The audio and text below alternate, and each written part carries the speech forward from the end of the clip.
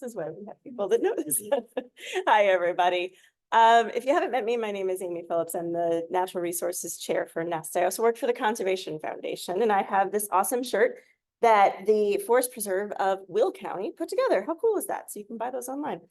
I've been laughing because everyone, I do natural resources. I was telling people next to me, I'm an architect in a former life, so I'm actually super excited to hear about all of the things that you guys are going to be talking about today. But I'm just here to talk about some crazy critters. So I feel like people are on one end or the other. So if you're either excited or you're terrified. So let's start with how many of you are terrified? Nobody, really? Who's excited? This is awesome. And the rest of you, I guess, are kind of, whatever, I don't care. So I just wanted to give some little information, some pretty pictures, and just get you guys excited because this is very, very unique. So every year, if you see the picture on the right, those of you that can hear me online, the pictures on the right, those are our annual cicadas.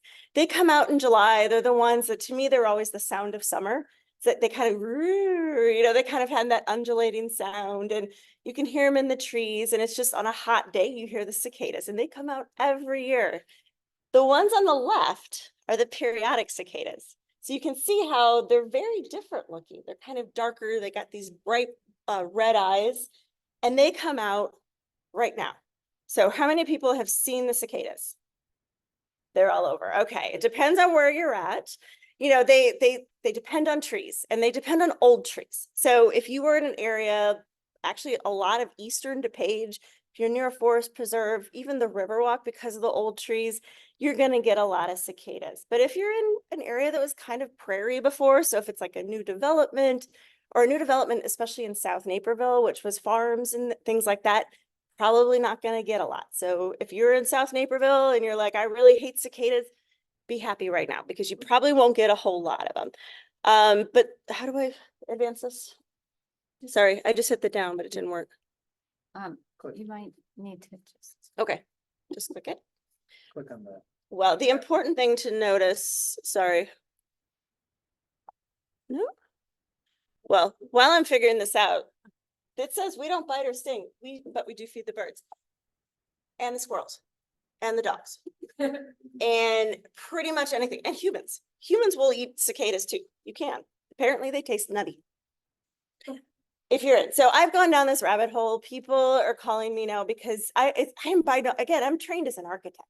Like, I didn't know anything about cicadas, but I just got super excited because I kind of did the math, and I was raised in St. Louis. We didn't have these, like the timing when it came there, I was in college, and then I was in New York the last time. I'm just really excited. So I've gone down a complete rabbit hole. These are just pictures. Some of them are from Fullersburg Woods, and a couple of them are from like 2 blocks over because I live pretty nearby here. So I've gone down a rabbit hole, but you can look up. This is what they look like up in the trees. This is what they look like down in the grass. You'll see a lot in the grass right now. Did you tell me how to advance it? Oh, we did. Okay. I don't have enough time to go through all of this stuff, but this is just really unique. This is a really kind of a cool time because you've probably seen these charts before, but we're going to get the 13, but then there's also this one and over there, and they're all kind of emerging at the same time. And it's really just, and there's actually 3 different species that are going to come out. One hasn't been heard from in a while. I'm talking about this area, not where the borderline of Indiana where it's going to get really loud. But there's 2 that that come out. One has that kind of, the one you hear in the summer, that kind of, it's like a wave, and other ones are more static. So you can kind of tell the differences between the 2 species based on their calls. If you really want to go down if you're a huge nerd, I said, because I'm a nerd who works with nerds, we actually have a whole blog about this. So scan that QR code, because again, Kathy would never let me talk for 20 minutes on cicadas. But there's all these different information. We've got this graphic charts, the Conservation Foundation. If you really kind of want to go dive deep into it, I'll leave this up for just a second while you guys are scanning. But the image on the right, you'll see that they're the longest lived insect species because they spend 17 years underground, and they're just living off the roots, and they're just hanging out. And then there's all sorts of, they start popping up. So you might have heard people talking about the chimneys or the holes that come up. So now they're just starting to emerge. You'll see them on the trees. You'll see that they're shedding their exoskeleton. And then after that, they will Basically they have a couple weeks to live. So they are gonna start mating within 24 hours of emergence. So that's why you're hearing the noise. That is the males calling to the females saying, look how I'm like, you know, Frank Sinatra, I sing so well. So the males are calling to the females. That's who's making all the racket. And then, so they're gonna mate and then the females are gonna lay their eggs, right? And then they die. So most people, the first question is, what about my trees? You know, if it's a brand new tree, you'll see a lot of these people with netting on the sides. The reason why is because the females lay their eggs, and this, you can see that this is kind of what it looks like. So they lay their eggs, they kind of drill into small branches. So imagine a branch the size of a pencil, and they're just kind of drilling and laying eggs. That process will kill that branch.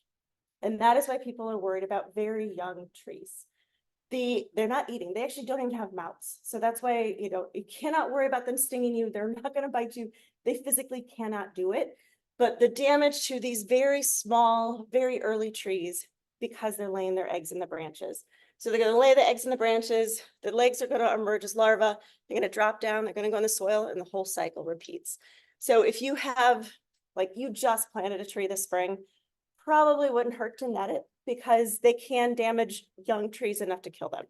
They cannot damage old trees enough to kill it. They can't even damage old, you know, established bushes. So people, that's the next question is bushes. You know, can it hurt my bush? Well, if the bush has been in the ground for a couple of years, it's got enough roots to build back. It's just a pruning. If it's something you just planted this year, maybe. But I know a lot of growers that they grow bushes and trees for a living and they're not doing it because they're like, it'll be fine. So it's kind of up to you, but keep planting trees, always important to do. Last thing I want to leave you with, this is, if you've heard of community science before, it used to be called citizen science, now it's community science. There's a lot of apps out here. This is one that came recommended. It's called Cicada Safari. Right now, if you go onto that website, Downers Grove is winning. They have hundreds of notifications. We can't let that happen. Love to Downers Grove. This is Naperville.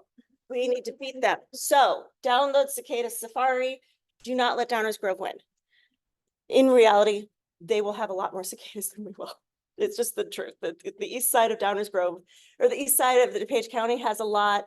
And then they will also follow the railroad tracks. Fun fact, because as people started commuting out to the suburbs, they planted trees. So over the last couple hundred years, the cicadas have been following the trees. So that's why if you live in a new development, probably don't have to worry about your trees. If it was originally farmland, not a lot of cicadas there. You're going to have to go to Fullersburg. You're going to have to go to Waterfall Glen. You can go to Elmhurst, apparently, because it's one of the first commuter suburbs. Tons and tons of cicadas. And this is just I'm going to leave you with biophilia, our love of life. Bio meaning life, philia meaning love. Go out there and enjoy it. It's fun. You're not going to experience this for 17 years. Have a great time. So, oh, and then you can scan that if you want to learn more about pollinators and stuff.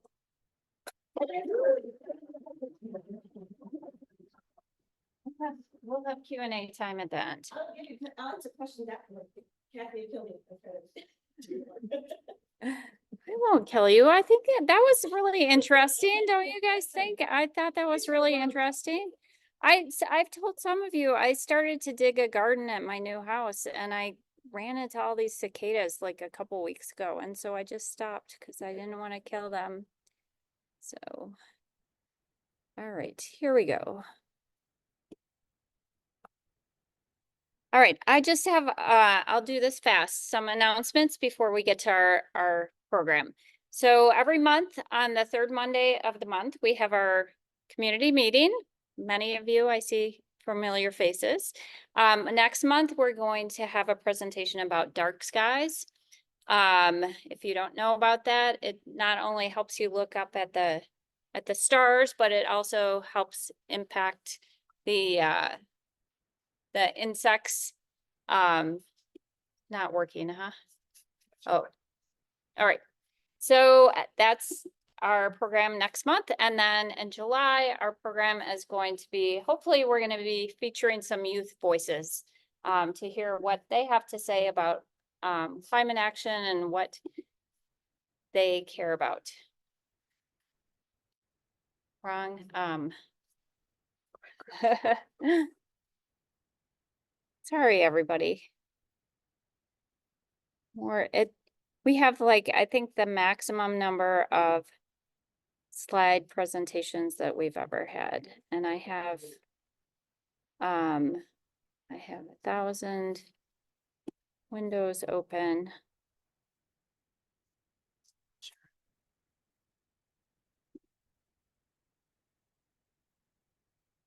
You know what? Here it is. Got it. Not sharing. Okay. All right, we're gonna try one other thing. So sorry.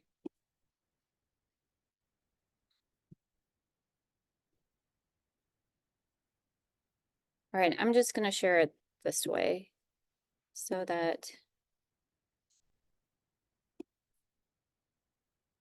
not ideal, but it'll work. Okay. All right, some of you know about our BLAST program, Building Leadership Around Sustainable Transformation. It's a program that challenges high school students to help address environmental problems.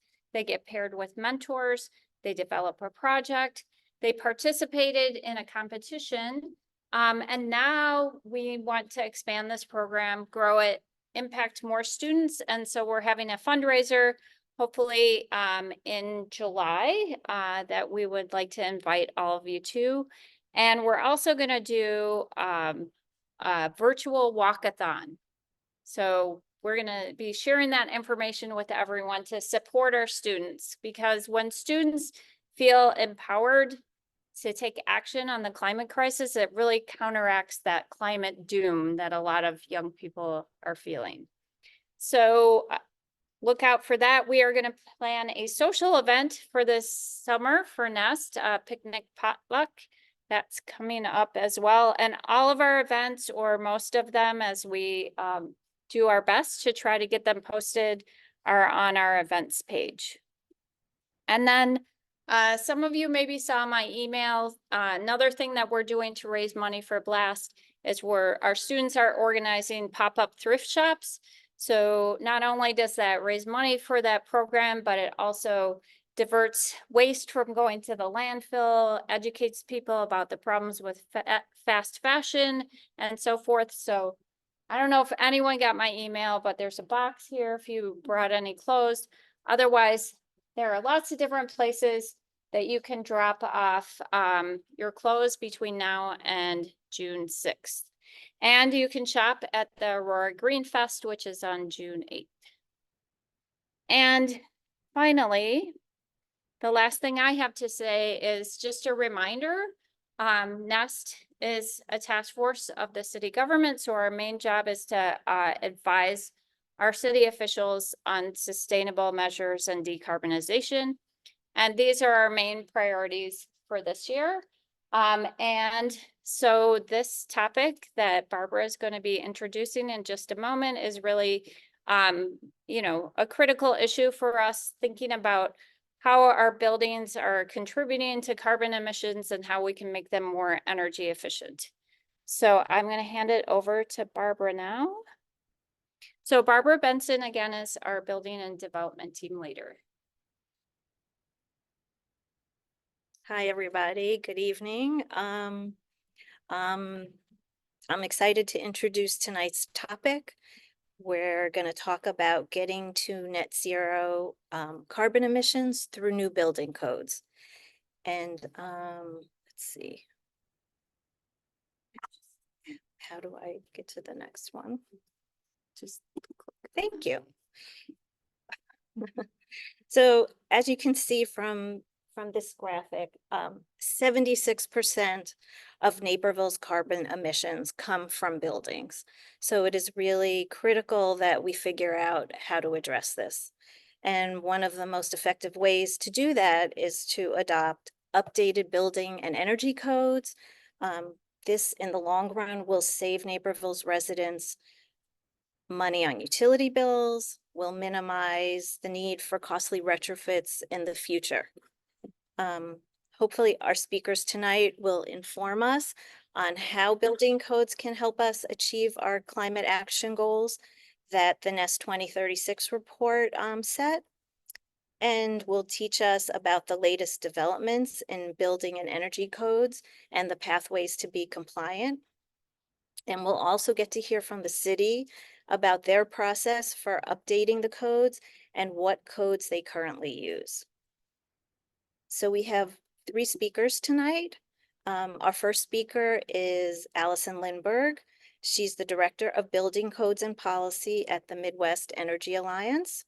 After Alison, we'll hear from Isaac Elnecave, who is the Policy Specialist at PHIUS, which is the Passive House Institute. And then our final speaker will be Ron Weber, the Chief Building Official with the City of Naperville. And after our speakers, we'll have time for questions. So why don't we get started with Alison?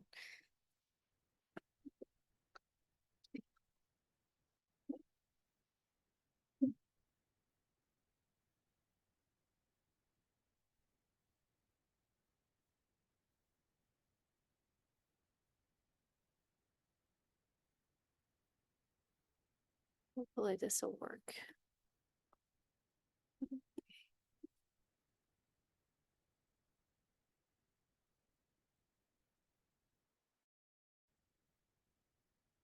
It's good to me. Way people can see, you guys can see that there. If you can't see it online, it looks good. Okay, I'm getting the thumbs up. All right, I'm gonna start a timer. If you've ever met me in real life, you know that I can talk a lot. So especially when it comes to energy codes, because they're one of my favorite things in the whole world, which probably sounds ridiculous, but it's true. So yes, my name is Alison Lindburg, and I'm the Director of Building Codes and Policy at the Midwest Energy Efficiency Alliance. I'm going to talk to you today about stretch energy codes, and I'm also going to talk to you just about regular energy codes, because I was told to make this a very general and broad overview of both things, especially because people might watch this later. But just so I have a feeling of the room, who here knows anything about buildings? I kind of figured as much, if you guys were coming to this specific event, maybe you would know a little bit about buildings. Well, so bear with me just a tiny bit then, because a lot of this will probably be repeat or very basic for you. But if you don't know anything about energy codes or stretch codes, you'll probably find this interesting. So what I'm going to go over is just basically an intro to energy codes, and then an introduction to stretch codes. And then I'll talk about why they're important specifically to Naperville. And then I will give you a little bit of details about the Illinois stretch code that's up and coming that Naperville can adopt. And then we'll talk about like what's coming up next steps wise. So first, a little bit about MIA. So the Midwest Energy Efficiency Alliance is what's known as a RIO, a Regional Energy Efficiency Organization, and we serve 13 states in the Midwest. And when we work on energy codes, we also serve Alaska. So we technically have 14 states. We're a member-based organization, and we actually have over 170 members now. So that number needs to be updated. But they are all different kinds of entities that are in the energy efficiency industry, including municipalities, including state governments, academic research institutions, and then really anybody else that is involved in the energy efficiency sector. So including manufacturers, including utilities, including implementers, basically anyone you can think of can be a member of MIA. We are doing this specific project with Slipstream, and Slipstream is a nonprofit organization. They're really great. I don't have a good spiel about them, but we do a lot of work together. And I know that one of their focuses is to try to find solutions to climate challenges. So I mentioned that we're working with Slipstream. So one of the reasons I'm here today is because this fits into MIA's mission to provide information to communities about things like stretch codes, but we're also being funded through ComEd to help municipalities understand and advance these stretch codes, because ComEd also is looking to provide a support program for stretch codes. And the reason that ComEd cares about this is because they can likely claim savings for it eventually in the future, but you all are their customers, or in some cases you are, and they want to serve their customers well. So first, an energy codes introduction, and I'm gonna call on PHIUS here. I'm just kidding, Isaac. This graphic is actually from a paper that I did with someone from PHIUS named Lisa White. So she created this, but this talks about the reason why we want to think about energy efficiency first. We all love things like solar panels and EV readiness and things like that, things that are like very tangible and you see every day. But without energy efficiency, all of those strategies that we use for decarbonization can actually have a reverse effect, or they may not be getting the same impact or as much of an impact as they could be. So this graphic, the one on the left, shows a typical house, blue being the energy that that house uses. The yellow meaning the solar that's needed to offset the consumption to make that home be net zero. And the reason why it looks a little sparser on the top side is because that's trying to show like it's basically October through March. And so there's less solar potential there. So what this says though is if you have a really efficient home, so the one that's on your right, then you have less energy consumption and you have less need for solar. So that means that your solar panels don't have to be as big. It means that you don't have to spend as much money on that, but you could also use that same amount of solar from the beginning and you could actually be giving solar back to the grid. So this is why efficiency is first. Essentially, it cuts down on some of the strategies that you have to employ for decarbonization. So that's where energy codes come in.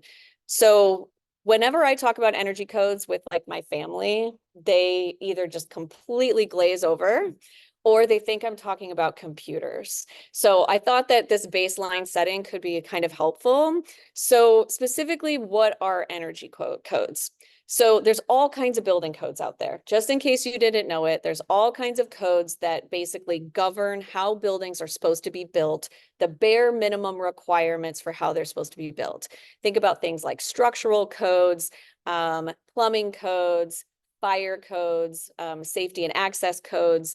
Well, there's also energy codes that specifically tell you how you're supposed to build a building so that it meets a certain maximum consumption of energy use. That's ideally the goal. So it's basically a set of rules. And if you really want to think of it, it's the worst home that can be built. So it's basically the floor is what an energy code is. It's basically by law, this is the worst energy efficiency of this home. That's what it's supposed to be. You'll find out that not all codes are 100% compliant, so that's not 100% true. But that's one way of thinking about it. Who here has heard of LEED? Okay, so LEED is like a really, really, really good building, you know, and that's not a code. A code is like the bare minimum. The codes are developed on a 3-year cycle at the national level. The model codes are. And jurisdictions like Naperville or the state of Illinois can adopt these model codes rather than having to write all of the language themselves to figure out how to build buildings. So these codes are updated on a 3-year cycle. And for Illinois, the state of Illinois adopts an energy code every 3 years, and municipalities are supposed to adopt that code, and municipalities are supposed to enforce it. So the state doesn't enforce it, they just adopt it, and local municipalities enforce the code. So this is like this, the state of Illinois has currently just adopted the 2021 IECC, which stands for the International Energy Conservation Code. That has a pathway for commercial buildings to do ASHRAE 90.1-2019. You don't need to know all of that, but this code is also going to be updated very shortly in the state of Illinois because they update on a 3-year cycle, and the 2024 IECC is about to be released. So energy codes are more than just a book of rules. And by what I mean by book is it's something like 300 some pages for an energy code book. I mean, put ASHRAE in there and you're getting up even more. But it is a health and safety code, just like any other building code. And they're also designed to act with all of the other suite of codes. So it's important that they all get updated at the same time. And the way to think about energy codes is that they govern the use of energy in the buildings, specifically focusing on the indoor environment. So what does an energy code cover? Basically, if you think about this building, I'm showing a house here. You can think about this for a commercial building too, but you want to seal the building, the outside, the top, the bottom, so that little air gets in and out. And that way you can control the airflow with ventilation. And that also means when you condition the building, which is heating or cooling, you have control over it and you're not wasting a lot of energy. And then you want to also insulate the top, the sides, the bottom.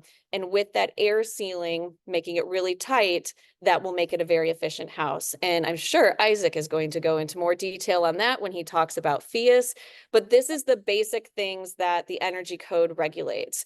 It also regulates the mechanical systems and some lighting as well. And as I mentioned, the energy codes are updated every 3 years. The blue line here is the IECC, and the green line is ASHRAE 90.1. And they're basically demonstrating here that every code cycle, they get a little bit better in energy efficiency. And so the state of Illinois, every time they've been updating their code, they're getting just a little bit better in terms of energy efficiency, because they're actually up most of the time going with their 3-year cycle. And then what do energy codes actually apply to? Well, they apply to both new construction all the time, and then sometimes for existing buildings. So additions and major alterations, there's only certain instances that it affects major alterations. And then of course, there are some exceptions like historic buildings, minor repairs, buildings that don't actually use energy. The energy code does not apply to that. And then it also applies to residential and commercial buildings. Residential code applies to certain residential buildings, and commercial applies to certain residential buildings and non-residential buildings. So basically multifamily and then just residential. So why are energy codes important? So for the first reason is because they reduce the energy use, and it lasts for the lifetime of the building. So because this is for new construction, it's also the most cost-effective way to implement those energy efficiency measures. So like Barbara was saying, you don't want to have to do upgrades to it later because it's so much more expensive to make it more efficient later. So now is the time to do it, making it the most cost effective. It can reduce the cost of ownership by lowering the utility bills for those owners. And then we're also seeing a lot of health and resilience benefits. Besides reducing carbon emissions, which can help with health, you also see indoor air quality improvements with buildings that are built to better energy codes. And then you can also shelter in place longer, which has a resilience benefit. And then last but not least, for all of the people that are architects in the room or any other design professional, every time they get updated, it means you get to learn something new and you get to stay up to date with the latest building practices and techniques. I'm not going to go into all of the detail here. I thought I would just leave this really quickly, but the energy code adoption process is different in every single state. Illinois has probably one of the most straightforward ones, and it is one of the most transparent energy code adoption processes in the states that I work with, because they update on a 3-year cycle, and that's mandated by law. But I thought this might be interesting to you all. So if you see the light blue going down to the dark green, light blue is older version of an energy code, so 2009. Going down to the dark green is the 2021 IECC. The stripes are if a state is currently going through an adoption process, and the gray states don't have any statewide code. And those circles are local municipalities adopting certain codes. This does not mean, though, that all of these codes are as strong as that graphic that I showed you, where it was kind of stepping down in energy consumption, because a lot of states, especially on the residential side, weaken the codes. They take the model code and then they strike out a couple of things and they make it weaker. Historically, Illinois did this as well until this last update, where they almost adopted the full 2021 IECC. On the commercial side, Illinois is still seen as a leader. We have the 2021 IECC, and you can see again, we have varying cycles of adoption across the Midwest, but the commercial codes are not as contentious, and so they don't tend to be weakened the same way the residential codes do. And then the impacts that energy codes can have. So existing buildings are a place where we obviously need to decarbonize. We need to improve energy efficiency and we need to fix them. But still, new construction can have a major impact on buildings. And it's important for us to be looking at this now. So across the state, since codes were updated from 2009 to 2019, these are the savings that we've seen, which cumulatively comes up to like 24 million savings in carbon emission tons, which is not a small amount. And then one other thing before we go into stretch codes. So who here is a gardener? Anyone? Who here noticed that the some of us might not be living in 6A or 6B anymore, and we're in 5B or 5A, right? So the climate zones for planting just recently changed.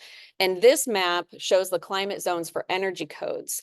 So the same way that you have to take into consideration different like timing for planting, for building buildings, there's different things per different climates. Some climates that are colder are going to need more insulation. Some climates that have more humidity are going to have different requirements to them. So they categorize the whole United States according to different climate zones based on what the building practices should affect. And in the 2021 IECC, which was updated like 4 years ago, they actually moved the climate zones, and 176 counties in MIA's territory, not including Alaska, had to move, mostly to become warmer. So this isn't, you know, I think if you're sitting here, you probably do think climate change is real. But even in the building industry, they're seeing impacts where you have to do this. And I'll just say that green line that's down there, part of that is like the termite zone moving north. And that's also going to be changing our building practices. Anyway, let's talk about something more positive. I'm going to go into stretch codes now. Let me just check my time. Like I said, I can talk forever. So stretch codes are basically an alternative compliance path that give jurisdictions the opportunity to adopt something stronger than the base code, like what the state code has established. And as you saw in our 13-state region, and as I told you, there's lots of different codes going on and there's different adoption processes. Right now, Illinois is one of the only states that has a statewide code in my region that actually has the ability to adopt a stretch code. And that's because the legislation passed what's called CEJA, and I'll go into that next. But basically, it's a great opportunity for municipalities in Illinois to go beyond the base code in order to help them meet their climate goals. And just like energy codes, it's still the worst home that can be built, but you're raising the floor. You're saying, we're not going to let it be here. We're going to make energy efficiency be up here. You have the same benefits in the sense that it provides cost savings for residents and businesses. And then you have the additional benefit of having early market adoption that then can inform the rest of the community. So if you want to think about how stretch codes work, and this happened in Massachusetts, which has one of the oldest stretch codes, which again, I'm looking at Isaac over there, they implemented stretch codes there, and it became a snowball effect where one community adopted it, another community adopted it, and it basically advanced the market so that more and more communities adopted it. And that just means that you're also going to drive the costs of really efficient building practices down as there's more market acceptance. And it just helps to gain market acceptance for more adoption in the future.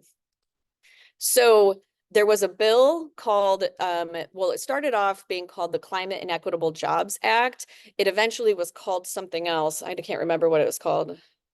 Anyway, but it instructed the Capital Development Board in Illinois to create a stretch code that can be adopted by municipalities. And the stretch code targets in the initial bill increase by energy efficiency every 3 years. And then once they're formally adopted by a municipality, it then becomes basically their base code. It becomes the floor. So it's optional for municipalities to adopt, but once it's adopted, it applies to all buildings that they decide to adopt it for. You can do residential, you can do commercial, or you can do both, or you can do none. So Naperville specifically, so advanced building policies, Nest has already identified them as in part of like the climate plan, that policies like codes and stretch codes play a really vital role in reducing emissions. And the decisions that are made at that point of new construction have a, lasting impact on the lifetime of that building. And in the sustainability work plan, there was a specific mention of the Naperville building code should be set to incrementally achieve net zero by 2030 or sooner. And then just the overall goal for Naperville to achieve net zero by 2045. So the Illinois stretch code specifically, energy savings per building. So as I mentioned, the stretch code will get better in 3-year increments. And by 2032, it will be net zero ready, meaning it will have the efficiency level needed that if you add some solar to it, it will become net zero. And that means a savings on the residential side. So the upcoming stretch code that's almost available for adoption is about 24% better than what was the 2018 energy code, and was about 4.7% better than the 2018 code, which was the code at the time of the bill being passed. And then by the time it gets to 2032, it will be 55% better and 31% better. So just some quick details. So prior to CEJA, if you wanted to set a code, a stretch code for residential buildings in Illinois, you really weren't able to do it as a municipality. There were some specific instances where you could, if you were over 1 million in population, so Chicago could do it. And then if you had adopted an energy code that was equivalent to the 2009 IECC by 2006, then you could do it. There are not that many municipalities that did that. So for all intents and purposes, most municipalities could not adopt anything stronger or weaker than the residential state code. And for the commercial code, you basically had an option of adopting the state code or adopting a code stronger. And no municipality in Illinois did that except for Chicago, who adopted a cool roof provision in addition to their efficiency until just recently. So now after this CEJA legislation, basically municipalities have those two options. You can say, we'll adopt the state base code, which right now is the 2021 IECC, or we'll adopt the stretch code. And it goes the same for commercial. You can do the base code or the stretch code. If a municipality really wants to do a stronger commercial code than the base code, they still have the option to write their own code if they want to. I wouldn't recommend it because it's a lot of work, but that option is still out there. And I like to say it more like you just have these two options because there's going to be support programs for these two options that municipalities can use. And then this is, kind of wonky, but just wanted to include it. These are the different targets that CEJA set in place. So as the stretch code gets updated, the Capital Development Board is required to ensure that these efficiency targets are met. So this is also nice for a municipality like Naperville that's trying to say, we need to set strong codes in order for us to meet our climate goals. You can specifically see if this code is going to keep meeting your goals because it's required by law to have these specific efficiency targets. And it's the same thing for commercial. Okay, I'm not doing so bad on time here. Okay, the next thing I'm just going to do really quickly is I'm going to tell you what's in the new residential stretch code and then what's in the commercial stretch code, and then I'll be done. And I'm sure you guys love codes as much as I do. And then we get to talk about really efficient buildings with Isaac. So there's multiple compliance paths for the residential stretch code. And the reason for this is because we didn't want to pigeonhole any builder or designer into one path that may be cost prohibitive. And so instead, there's multiple options for designers and builders to choose from. But whichever compliance path they choose, there are mandatory decarbonization measures in the stretch code. Some of that is electric readiness provisions, EV readiness, which can also be met with actually installing an EV charger, solar readiness provisions, and then some demand response provisions. Again, I'm keeping this high level. We have more presentations that actually explain what all of these things are, and I'm happy to send that information for you later. And then after you choose that path, you have a number of paths to choose from. So the top one is PHIUS, Passive House Institute US, or just Passive House Institute.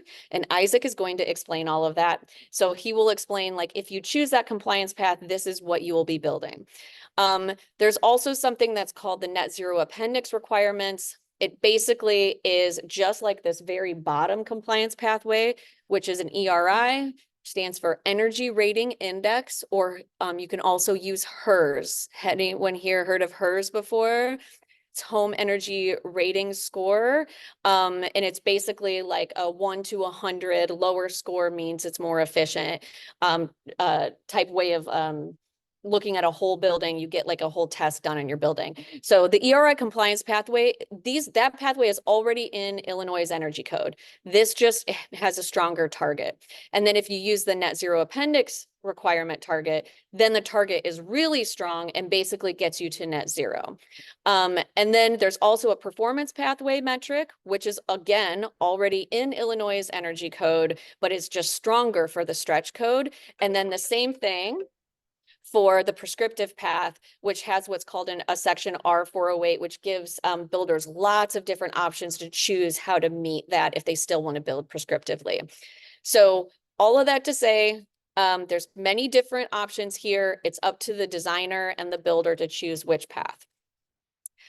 For the commercial stretch code, it's much the same way, where there are some compliance path options, but before you get there, you have to meet the mandatory measures. So there's renewable energy requirements, energy storage ready requirements, electric vehicle ready requirements, electric ready requirements, and then demand response requirements. And then once you've chosen that, you can meet PHIUS. You can choose ASHRAE 90.1 2022, which is just about to be out, or this is based on the 2024 IECC, which is also upcoming. And then there's also the net zero path. If you want to build to net zero, it tells you how to do it so that you'll know right now. And then next steps. So the stretch code is set to be available for adoption probably sometime this fall. It keeps getting delayed. It's about to go to the JCAR process before it gets finally approved for the state. But we are working with different stakeholders to help them understand, you know, the aspects of the code, but also some of the support systems that are going to be out there. We are working on checklists for municipal governments to help with stretch codes. And we're also working with different utilities and with the state of Illinois to provide support, potentially including incentives for stretch codes as well. So if you're at all interested in talking more, this is my colleague Jeanette, and that's me, and that's our emails, and we would be happy to talk to you. So that's it for me, and hope you love energy codes.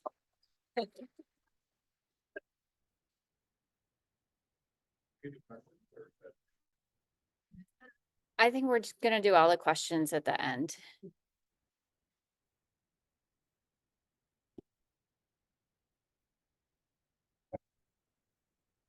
Oh, where did it go? There we go.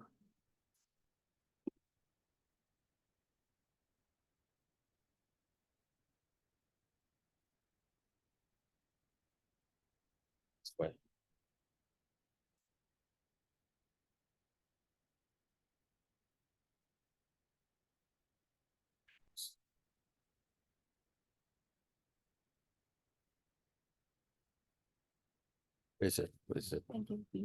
Oh, okay. Now it should work. All right. Good afternoon. Still light outside. My name is Isaac Elnecave. I work at PHIUS, which in the lovely habit of today's corporate environment, it used to stand for Passive House Institute US. It now simply stands for PHIUS. Rhymes with Prius, in case anybody's curious.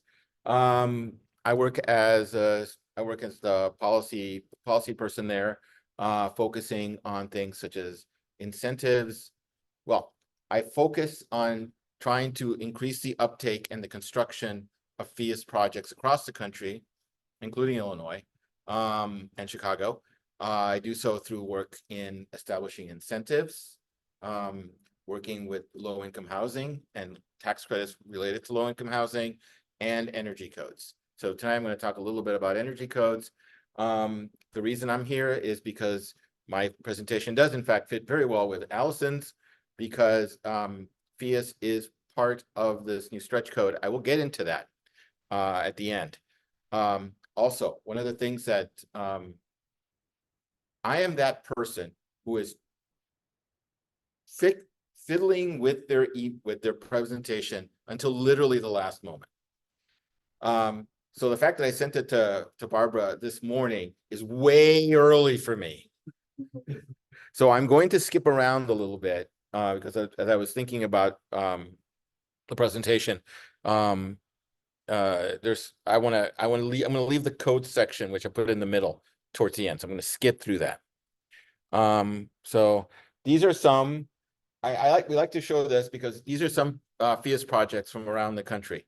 The thing we want to always emphasize is that while PHIUS is a very and probably the most advanced energy efficiency standard in the country, it does not mean it results in little boxy, ugly buildings. You can actually do a lot. There are some single family homes here. You can see that there's multitude of climates. The one on the left is a 25-story building in New York City. And there's some others that are as you can see, there's some in the Tucson area. So it fits in every environment, and it fits in it gives architects the ability to build as they would envision, while also incorporating energy efficiency. So this is our little shtick. We consider it one of the smartest paths to zero carbon. Importantly, it's locally tailored and globally applicable. What I mean by locally tailored is that the standard is based on the climate. So a PHIUS home or a PHIUS building in New York is going to be different than one in Chicago. It's going to be different than one in Tucson. It's going to be different than one in Miami. They're all going to meet the PHIUS standard, but they're all going to be somewhat different because it's going to have different requirements. Again, as much as Alison mentioned that there are climate zones and that the code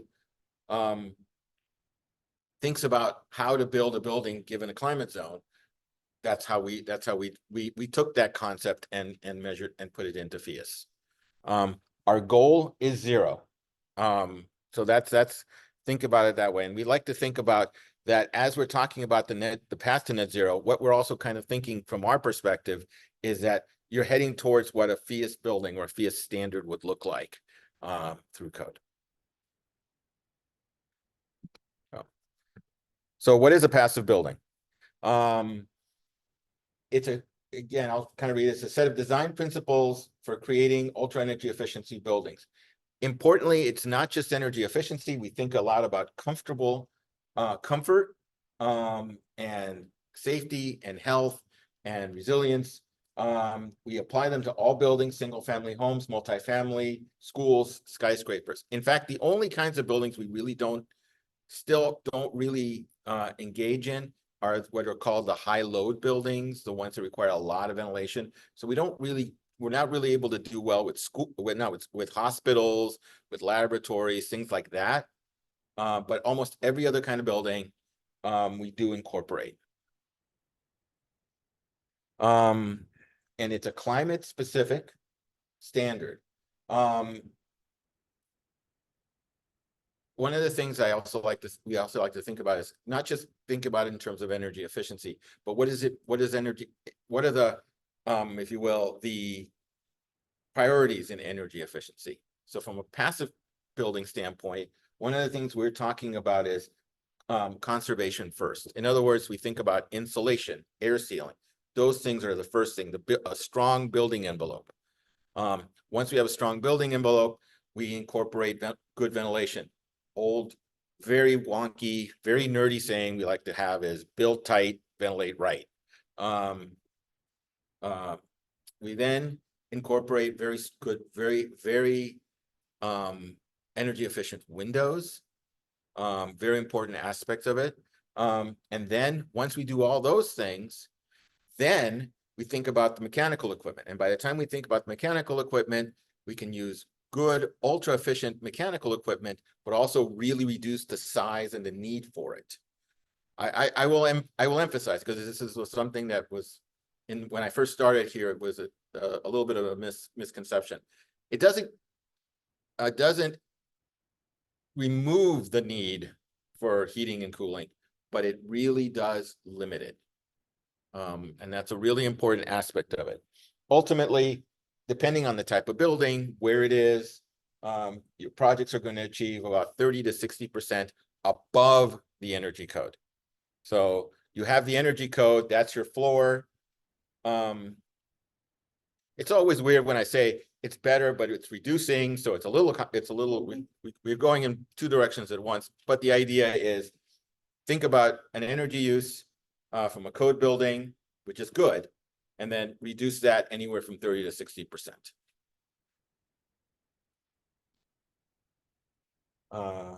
This is where I'm going to start skipping. And that's the code. So first thing I'm going to talk to you about is resilience. So this is an important aspect that I want to start, we want to really talk about, because this is becoming much, much more important everywhere across the country. One of the things that we have realized is that because we're having more extreme weathers, more extreme climates and more extreme weather events, the possibilities of having blackouts, brownouts, loss of power becomes much more salient.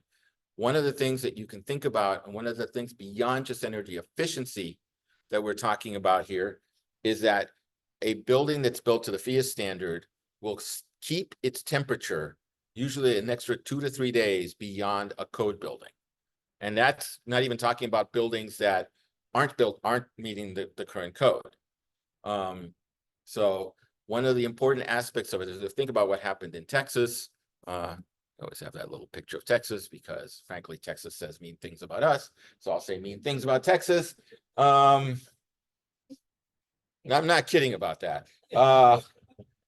So it maintained, if you're like in Illinois or in Texas, and it doesn't matter, by the way. The great thing about energy efficiency and the great thing about having a strong envelope is if it's really cold outside, the home will maintain its warmth. If it's really, really hot outside, it'll maintain its cool. And that's something I want you to kind of keep in the back of your mind. This is going to matter a lot more in the future. This matters not in terms of lives, but in terms of money, in terms of comfort. This is going to matter a lot more. So I'm going to go a little bit into, I apologize. I am an engineer. So I am going to talk a little bit about the details of what makes a passive house, a PHIUS building. And it's going to really build off of what Alison said. I'm just going to go into actually nothing more, a little bit more detail. So how does this work? We have some principles that we talk about. We have high performance insulation. And that means not only do we put insulation inside the cavity of the home, but we also, almost every PHIUS building is going to have insulation exterior to the home. What that does is that it prevents what are called thermal bridges. Those terrible things that we in our minds, where little parts of the house where heat can just escape really quickly through a bridge. You have a lot of insulation, So think about it this way. You have a lot of insulation, then you have a wood stud. The insulation is doing a great job of keeping the heat in, but the wood stud, the heat's going right through it. So what we do is we like to put exterior insulation so that so then it's thinking, oh gosh, here's a wood stud. I'm gonna go through the wood stud and go to the outside, and boom, no, there's exterior insulation. So that's the first thing. And that's what I'm talking about by thermal bridge elimination. The second thing that we do is air tightness. And this is one of those that is really not terribly expensive. Anybody can do it. As long as you got a caulking gun, or as long as you got a can of foam, you can actually do that. You can do a lot with this, but it's one of the things that most saves energy. So having a tight home where a nice airtight home keeps the heat in the winter, keeps the cool in, because what you really worry about is, let's say it's a really cold day and you have lots of holes in and your house isn't very airtight. Then what happens is that cold air comes in from the bottom, and because your current home is warm, the warm air tends to rise. So what happens is that the cold air tends to replace the warm air, and what do you have to do? Turn on the heat. So air sealing, that's one, and I want to emphasize that on a PHIUS home, air tightness is significantly more stringent than on a code home. Think about it it's probably anywhere from 3 to 4 times more airtight. However, so everybody then says, oh my gosh, your hose is really tight. How does it breathe? Well, first of all, houses don't breathe. But as I said before, we have a saying, build tight, ventilate right. So what we do require is balanced ventilation, what are called heat recovery ventilators or energy recovery ventilators. The ones that you use depend on where in the country you are and depending on the amount of humidity, et cetera. But a balanced ventilation is basically a ventilator, really basically, that brings air from the outside in, puts it through a filter so that it comes out filtered and clean, and then takes the current air and kind of the stale air and takes it out at the same time, so that you always have constant inflow of new air, of clean air, and constant outflow of more stale air. And that's so rough. It gets unbelievably more complicated than that, but that's really the idea. So what you have is a nice airtight home, but you have a nice controlled, such as what Alison said, a nice controlled amount of air and ventilation coming in. It keeps the home very, and it does a wonderful job, for example, for people on indoor air quality, for asthma, for pet dander, things of that nature. It keeps things healthy. Anyways, we also incorporate what's called shading and daylighting. We think very hard when you're doing if you're an architect, we want to think very hard about daylighting, making sure that the house gets enough air, gets enough light, and gets enough solar radiation in the winter time, but gets less solar radiation in the summertime, as well as shading. And then finally, we use we think about what's called a climate appropriate glazing, really solid, energy efficient windows. And it's important because windows are kind of the way that you see the outside world, but they also do other things that are really important. One of the things that we have heard from people, particularly in places like Massachusetts, where we've done a lot of low-income housing, where we've done a lot of work with senior housing, what people tell us is that a PHIUS home is quiet. Because of the windows, it's quiet. In other words, the owners and the residents have the control of how much noise, how much of the exterior environment they allow in or don't allow in. And that, again, it goes beyond the energy efficiency, goes beyond the savings, which are substantial, but also goes into resident well-being. People we design it so that there's enough daylighting, so that people have good lighting. But not just lighting like this, but lighting from the outside, which is what people really, what we as human beings really desire. So what this all means is that we view buildings as a system. We don't just do one of these when you're doing a PHIUS building, you're doing all of them. And by doing all of them, as I mentioned before, you now have a nice airtight building, you have good insulation without thermal bridges, you have good ventilation, you have good windows. Then you design your mechanical systems. And at that point, when you design your mechanical systems, you can use a nice heat pump. You can use and the heat pumps are both very efficient, but don't have to be very large and don't have to be used as much. Again, remember, the home keeps the temperature because of the way we designed it. So it gives you, so again, view the building, view our design principles as a system, and view it as both saving some money, but also resident well-being. I'm going to skip this one. This is what we use to figure out how a building works. I can go. This is a 10-hour presentation. So I like to show these pictures because this is kind of what it visualizes, right? Which one of these is the PHIUS home? Exactly. Which one of these residents is the happiest? The one in the blue home. This is what happens when you have continuous insulation. The continuous insulation makes sure that you're really limiting the heat that's leaving or the heat that's coming in. So we have continuous insulation. We have a thermal envelope again. This is showing also how the windows work and how to make sure that the windows themselves are a part of the way that we make the home work. This is controlled ventilation. I'm not going to get too much into it, but the idea here is that if you have random ventilation, air is coming in and out and all over the places because you have a bunch of holes in your house and you have no control over this. So what we do is by building our nice tight envelope, you can control where the air is going also. So that's an important aspect. If you need more ventilation in your bedrooms, for example, you can make sure that it gets there.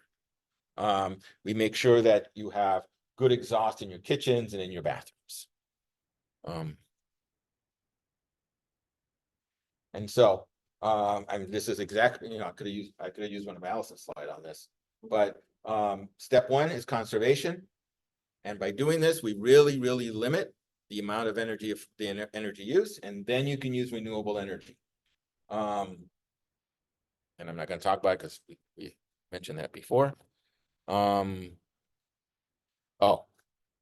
okay.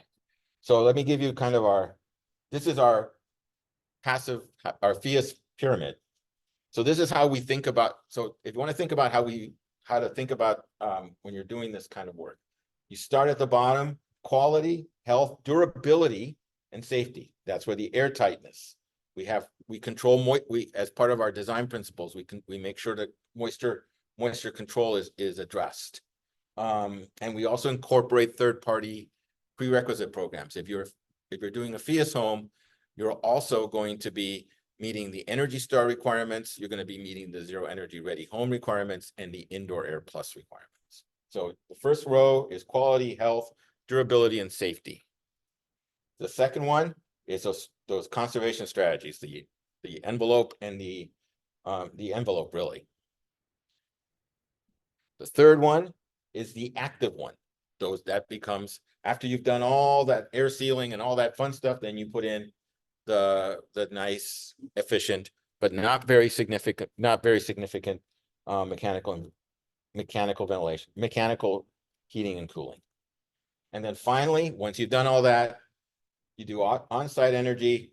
And if you really want to get, you can do off-site. We allow that, but I generally don't really, it's the on-site. And that is how you can get to zero. So,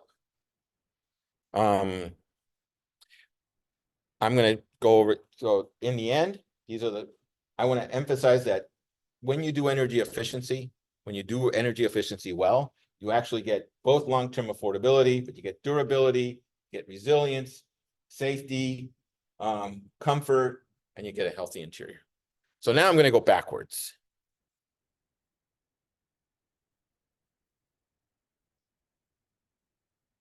So how do we get there? How does PHIUS make sure that we get there? We have a certification process. And it's, trust me, the architects and the engineers, they are very aware of our certification process. So we have certification staff and we review it in 2 steps. Okay. The first one is a functional, like if you were getting a permit. So we look at construction drawings, we look at your specifications for your installation. We look at the modeling. We make sure that that you meet the PHIUS requirements, the targets. We also evaluate the building envelope and details. We look at it for moisture, making sure that there's no issues around moisture. We check the windows to make sure that the windows not only are energy efficient, but that there's no condensation that builds into them, that they're comfortable and that they provide comfort. In other words, we don't want windows that if you don't build good, strong windows, in particular in a cold climate, when you're sitting next to windows, it can be very uncomfortable. So we make sure that we make sure that the windows meet a comfort requirement. Once it meets all of this, then we call it design certification. So that's effectively like a permit. Then basically, do people know what an energy rater is? A HERS rater. Basically, these are generally third-party individuals who review homes for energy use. So we train energy raters to be able to enforce the requirements that were agreed upon at the design certification stage.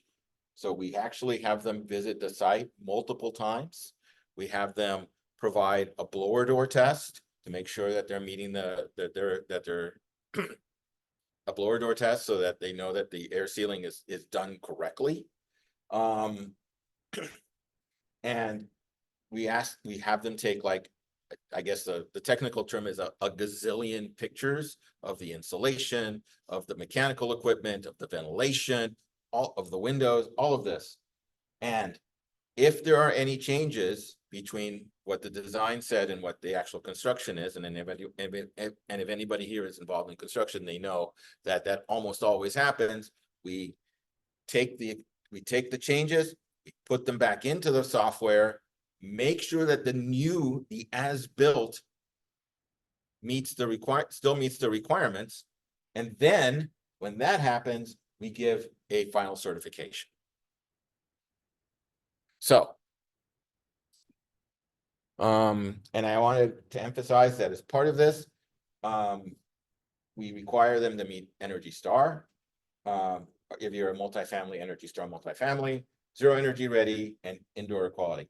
Also, for whatever it's worth, through the Inflation Reduction Act, you can receive for a single family home $5,000 tax credit if you meet ZERH. So any home that gets a PHIUS certification, which would need a Zero Energy Ready home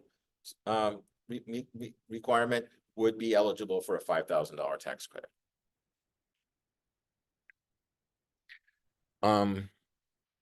So what does that mean for code?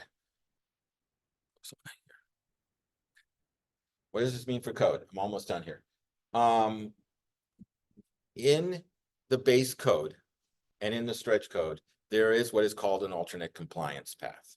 You can either take one of the paths that Alison mentioned, or if you go through design certification and then final certification, the state code says your building is deemed compliant with the code. So PHIUS is included in both the Illinois base code that's just been adopted, It will be included in the Illinois stretch code when it does go into effect. And it is in fact in the City of Chicago Energy Transformation Code. One of the things that I always tell the story because I was talking to one of the chief building officials in Chicago, and they said, well, what do you think? I'm glad that you guys put this in. And he said, well, no, our point was to put it in here because by doing this, I don't have to worry about the energy code. Okay? And he said it flat out. You put that in, you check that in, you give us the certifications. We know that it meets code. And we know, not only know that it meets code, we know that you have driven the architect and the builder much crazier than we would ever have been able to. That's why they did that. And this has been included in the Massachusetts stretch code, New York stretch code, Washington, Oregon, and in the energy codes of Denver and Boulder. I will say this, in Massachusetts, they've taken it a step further, which says that in about 40 towns in Massachusetts, and this includes major towns like Boston and Cambridge, if you build a multifamily home over 12,000 square feet, passive house is the code. That's the net zero we've been talking about.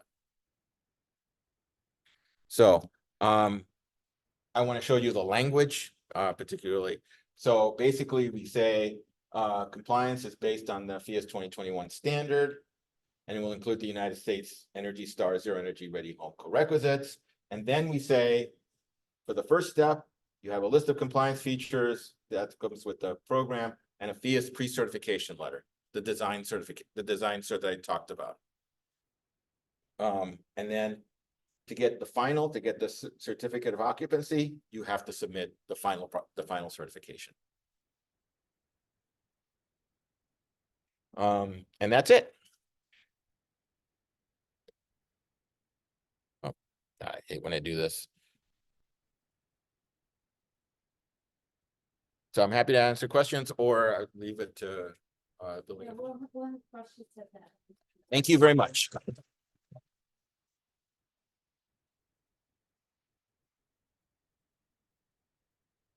All right, Nest community, how we doing? You feel like you just ate a big Thanksgiving dinner and you're about to pass out because you ate so much information? Oh my gosh, okay. Thank you so much for inviting me. Amy, I gotta admit, I did not raise my hand when you asked if I was excited about cicadas, but I am excited now. I'm very excited. I'm gonna get that shirt. Kathy, Barbara, thank you so much for inviting me here. There's obviously a lot of passion by the booth, by the podium. You know, there's incredible information here, especially with Alison. You obviously love energy code. Isaac, you might love energy code a little bit more, or maybe the details of it at least. What I love is people. How I manifested that into a career is I am a chief building official for Naperville. How do I love people and do this job? Well, my job is to protect people. I make sure that the plans examiners are reviewing for code compliance. I make sure the inspectors are checking for those codes and enforcing it, and also code enforcement for the maintenance of property as well. Now, I also love my people. So I'm also not only the building official, but I'm also the operations manager for the development division. So I make sure that the immune system is operating healthy or functioning. We're providing services to the city, and we're operating as efficient and friendly and collaborative as we possibly can. So I've been here a little over a year, and fun fact, I was actually found by a river, and now I get to work next to a river. So that's pretty cool. Going back to Amy's presentation, the city is in a 6-year cycle, sort of like cicadas, but not 17 years. So think of the code adoption little bugs have been dormant underground for 6 years. This is the 6th year that it pops up, and we are going to begin that process. The process starts soon. So June, July, August, we're going to start stakeholder meetings. We're going to talk about the analysis of all the building code updates, significant impacts, cost implications. And then the next couple months in September and October, we're going to have meetings with the Building Review Board. After that, we're going to take that to City Council. Next couple months after that would be November, December. Hopefully we get those codes adopted and enforced by January 1st of next year. So that is the process of the code adoption. My presentation is pretty simple. So it's the dessert part of this meal. Any questions? Do we want to do an overall question? I think that was the quick and easy of it all. Thank you. Yep.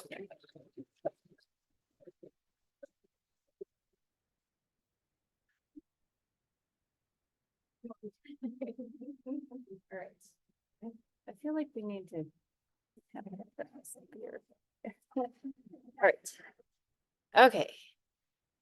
Questions. So, just let me tell you real quick, Nest's opinion on this is that after doing all our research, writing Sustainable Naperville 2036, understanding what's coming in the stretch codes, it's something that we support as an organization to make our buildings, you know, future ready. So people don't have to upgrade them so they can get an EV or add solar or, you know, and so we can save the energy, especially, you know, since we know that we burn coal to light our homes. So saving energy is going to reduce our emissions.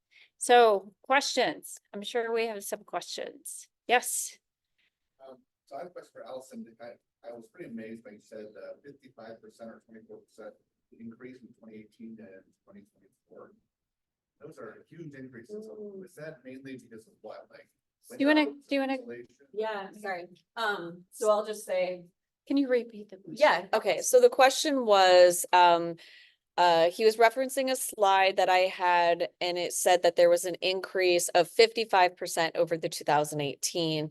And he asked from the 2018 to the 2024, but really it was 55% from the 2018 to the upcoming 2032 code that's going to be coming.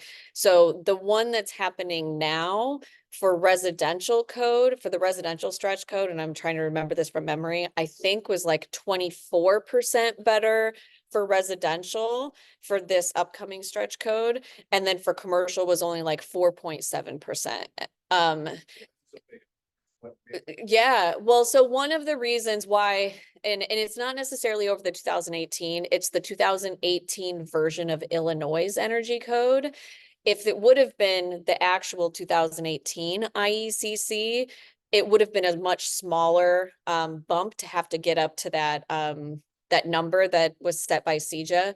But over the last few years, the residential model codes have been amended to be weaker on the residential side. And how they've done that is they took the blower door numbers, so the air tightness numbers of the buildings, and they made them weaker. So it was supposed to be at like what's called a 3 air changes per hour at 50 pascals. It basically means how many cycles of a whole entire house of air go through that building within 1 hour after you've pressurized the building. So you want that number to be lower. In Illinois, when it started off being 3 ACH50 in the 2015 IECC, Illinois decided to go to 5 ACH50, which is a lot weaker.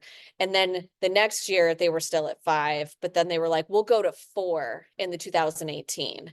And then finally in the 2021, they went to 3 ACH50, which was like the, that's where the 2021 code is. The stretch code has an option to go stronger with the air tightness, which as Isaac was saying, the tighter you make the building, the more efficient it is, which is why passive house is like 3 to 4 times stronger than the code. It's also the most cost-effective way to get efficiency too, because you basically are just building the building better. You're making sure that the cavities are fuller. You're probably putting continuous insulation across the building. So that's the measures that they put into the stretch code to make it stronger. Part of it was that finally it's just getting up to where the model code was. And then it does require exterior insulation for the prescriptive path. If you take a performance path where you can trade things off, you can potentially get there without having to do the continuous insulation, but it will be really hard.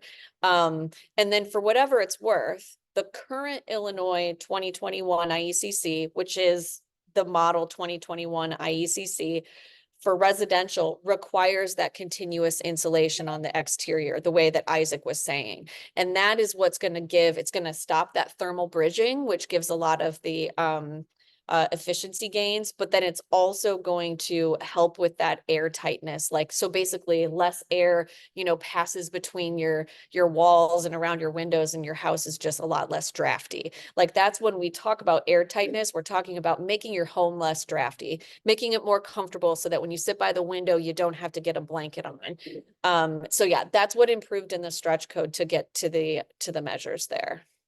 And they will continue to do that. They'll probably, because it's the most cost-effective way to do it, they'll probably keep making the home tighter because it's cost-effective and efficient.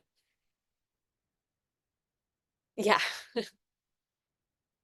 Earlier, you had mentioned, part of the codes was to make them electrical vehicle ready and electrical upgrade ready. Can you explain what that second one is? Sure. What I said was, so he asked earlier, I said that the code will be electric vehicle ready and then electrical upgrade ready. What it said was electric readiness ready, which doesn't make any sense. Electric readiness ready. But it's basically like sort of electrification readiness. Basically, if a person in the future, because, we think of homes when you're first being built as if, I don't know, we put a lot of emphasis on the first person that's building that home, but most of the time, like, who here has ever actually bought a new home, like, that's been constructed? Most of us, okay, cool, awesome, love you guys. But most people are buying, I don't know, somebody came up with a really funny way to say this the other day. I don't want to say like hand-me-down homes, thrifted homes, like, there somebody else owned them first, and then probably lots of other people owned them first. And so if you're buying a home that's already existing and you decide that you want to electrify your home, it's a lot more expensive to add in the elements for electrification later. And so some of those elements are things like just upgrading the electrical panel so that if you were later to replace the gas-fired furnace that's in there with an electric heat pump, you will have an electric panel that's the size that you need for the electric heat pump. It also can include things like running conduit for your stove area so that you can put an electric stove in if you decide to have an electric stove. So that's what the electric readiness measures are, is it's all those like little things, and it's not requiring electrification. It's just getting the house prepared for it because it's so much cheaper to do it now. That's essentially it. I work in commercial development. Mm. And, this raises the problem of I know they're going to use for the next year or two 200 amps. Mm-hmm. To try and get a utility company, whether it's Naperville Power or anyone else, to bring me a 400 amp panel or allow me to have 800 amps, because I'm going to change out the heat pumps and that gas is going away. It's tremendously more work to build it and put it in now. And although it looks like we're trying to save energy here, we're building in a lot more. And everything I build now is taking a lot more electric. Right. And that's the whole reason why we need that conservation piece to make these buildings actually use less energy so that if you are switching to electric, you're not using more electricity than you were before. I mean, you will be because you aren't using that much electricity because you're not heating a whole building with electricity, but you don't want that consumption number. You don't want that carbon emissions number to go up with this. That's why the envelope measures and everything are so important for these buildings. So if you're going to for some reason incentivize or tell people to do electrification, you better be talking about energy conservation first. Like that's my big spiel. And I'm not like a pro electrification person, just, you know, by nature and by other things, but you better be doing conservation first.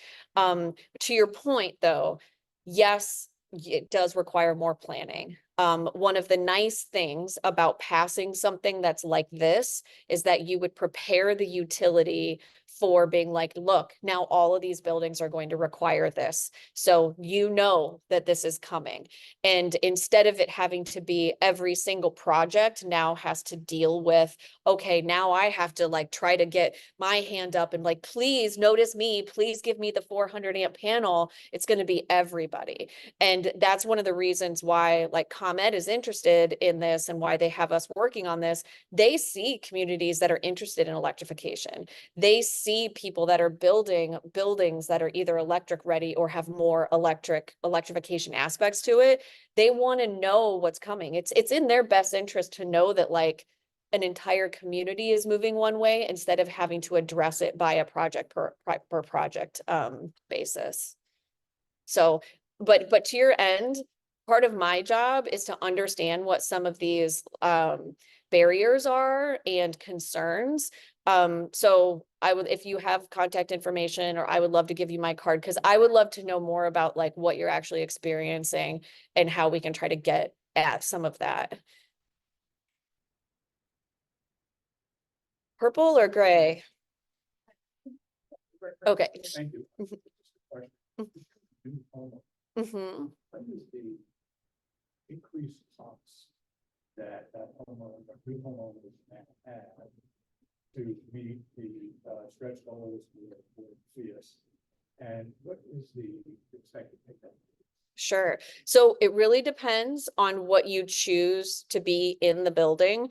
You know, if you go through PHIUS certification, and I can't speak for Isaac, but you may have to pay somebody for the certification. I don't know what that increased cost is. Same thing though, if you were to get like a HERS rating or an ERI path done, you have to hire a rater to do that. Some builders already do that because having that blower door test is part of the code anyway. So it might not be an increased cost depending on who you're using and who you're working with.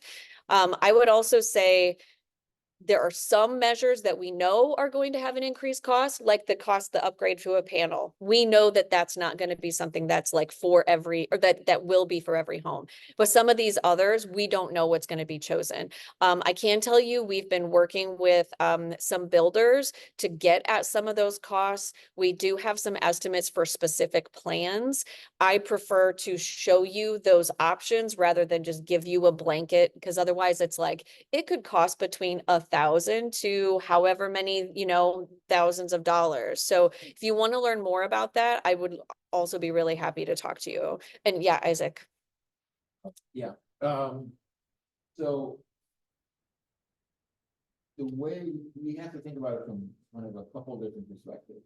There are building for a new home, and then there's building a multifamily. And those are two actually very different, two different cost deltas if you're going to think about it. We have found that there's about, and we have done, these are costs in Massachusetts, which is a state that has done a lot more PHIUS projects. So we have had something that actually the Massachusetts agency has actually asked people to provide costs, and we've also done this for projects in New York State. I'll go with the multifamily first, since that's the one we have. In multifamily,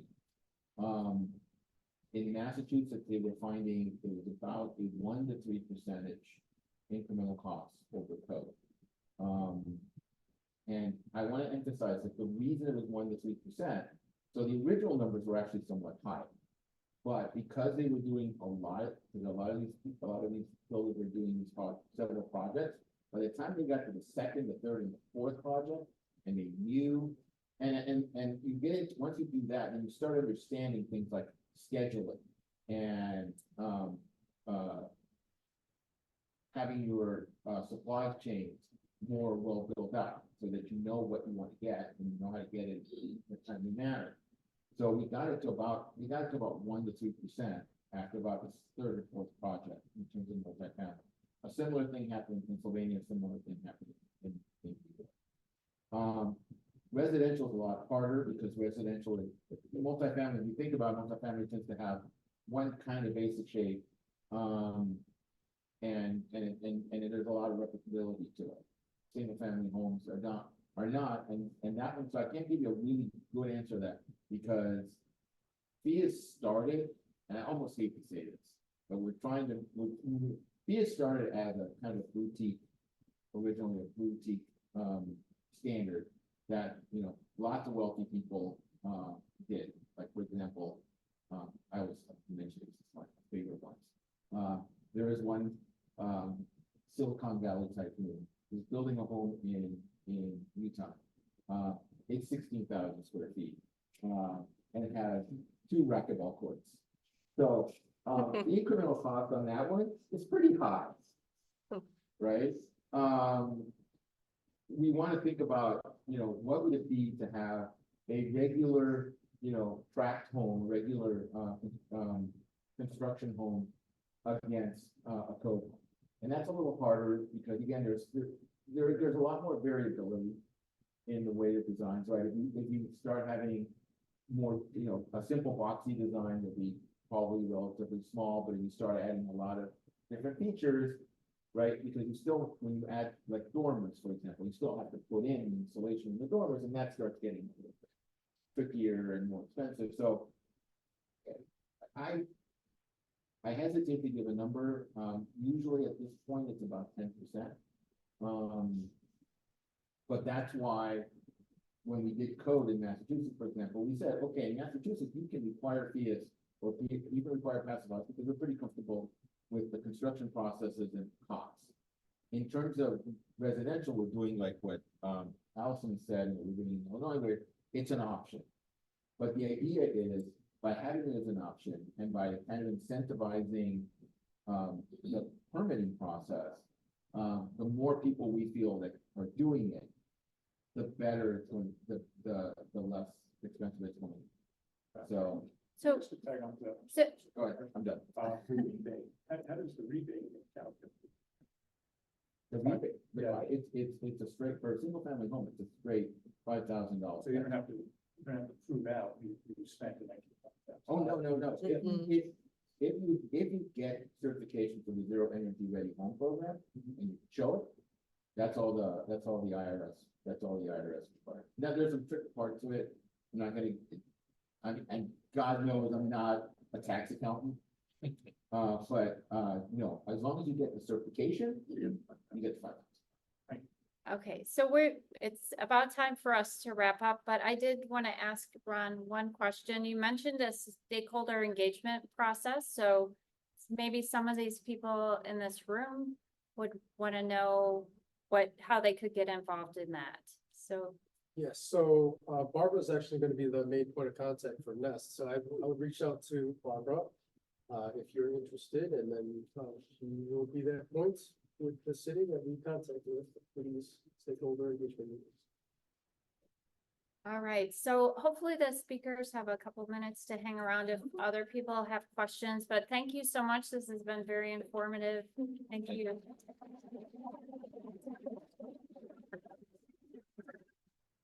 Thank you for the opportunity. Yeah, thank you for, did we miss questions online?